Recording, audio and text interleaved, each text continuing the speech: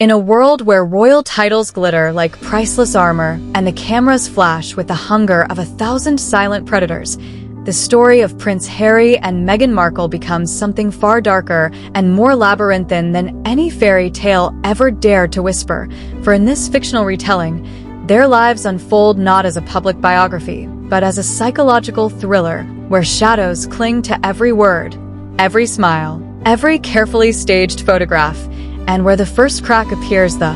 moment the world mistakes charm for salvation, because Prince Harry, once the golden-haired rebel prince adored by millions, enters a world where his reflection slowly begins to distort, where the warmth in his eyes cools as though someone has quietly drawn the curtains of his spirit, and the story begins with a chilling hook.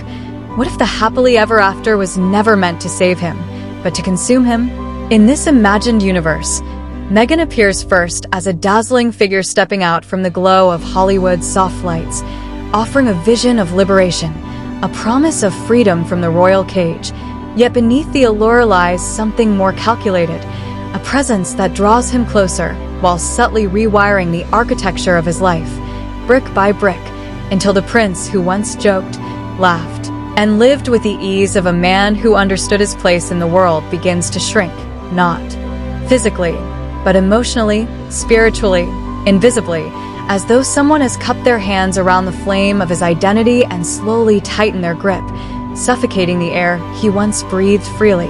And at first, it masquerades as love, the good kind, the cinematic kind, the kind where two hands clasp against the storm, but slowly and deliberately the world around him contracts. Friends drift to the edges like ghosts fading from an old photograph. His connections dissolve into silence. And the palace corridors that once echoed with brotherhood and laughter now stand hollow, leaving only a strange, velvet-coated isolation that feels deceptively safe, as though he's being wrapped in silk while his freedom slips quietly through the cracks, and whispers spread throughout the fictional world. Whispers of psychological patterns, whispers of a prince who no longer raises his voice without glancing sideways. Whispers of a man whose bright spark has dimmed into something cautious and trembling, as if he fears the sound of his own truth.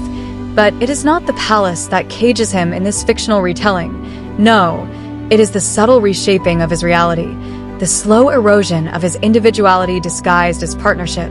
the emotional pull that redefines his memories, molds his fears, and reframes his loyalties, and the deeper one peers into this imagined psychological labyrinth, the more sinister the pattern becomes. For every decision Harry makes seems woven from a thread that originated in someone else's hands.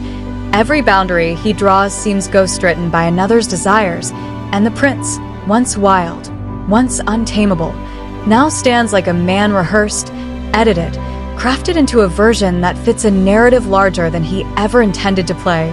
a narrative polished with Hollywood shine but filled with invisible cracks, where his public smiles feel staged and his private doubts feel suffocating. And beneath the glitz of fictional Montecito, where sunlight glimmers on, manicured lawns and cameras click like distant insects, Harry wanders in quiet confusion, grappling with the hollow spaces left behind by the life he abandoned, the brother who no longer laughs beside him, the father whose voice echoes faintly across an ocean, the identity he once carried like armor but now struggles to recognize, because in this imagined version of events, Meghan's influence wraps around him like an elegant but unyielding vine, beautiful from afar yet tightening with each passing day, shaping his words, editing his tone, redirecting his impulses, until the boundary between his desires and hers blurs into something indistinguishable, something malleable, something scripted. And as the fiction deepens, as the paparazzi lights flash like lightning and global audiences swallow every curated confession, Harry's transformation becomes almost chilling. A prince fading into the background of his own life, a man whose voice now echoes with a tone not entirely his own, as though someone has quietly replaced the pages of his internal storybook with a new script, one where he plays a supporting role to a narrative he didn't write, one where his vulnerabilities become currency, where his trauma becomes spectacle, where his longing for love becomes the leash that holds him in place. smiling for a world that can sense the tension behind his eyes even if he cannot. And the world watches, mesmerized, unsettled, enthralled, trying to decipher which parts of their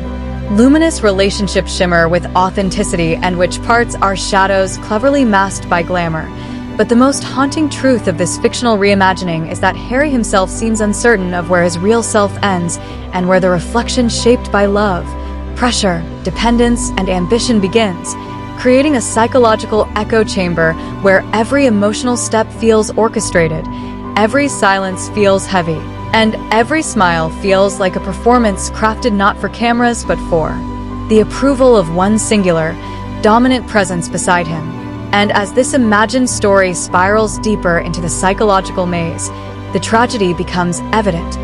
Not a tragedy of villains and victims, but of a man slowly dissolving inside a world that promises freedom while quietly rewiring the framework of his existence. A world where devotion feels like captivity, where partnership feels like surrender, where love feels like a mirror that reflects only what the other wants to see. Leaving Prince Harry drifting between the echoes of the man he once was and the silhouette he has become, a prince not destroyed by scandal or exile but by the slow, invisible erosion of self,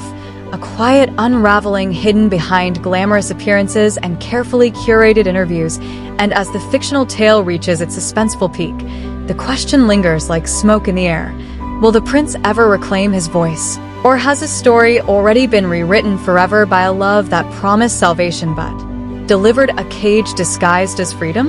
The silence that followed felt like a living thing, thick and heavy, stretching across the room like a fog that swallowed sound and sense. And Meghan stood there motionless, fingers trembling even though her expression remained unnervingly composed, as if she were studying the air for meaning, while Harry lingered behind her with his jaw clenched so tight it looked carved from stone. And in that suffocating stillness, he could feel something shifting, cracking, widening between them like a fault line beneath the city just moments before the earthquake strikes, because for the first time, he wasn't sure whether the woman he had sworn to protect was losing control of the world or of herself.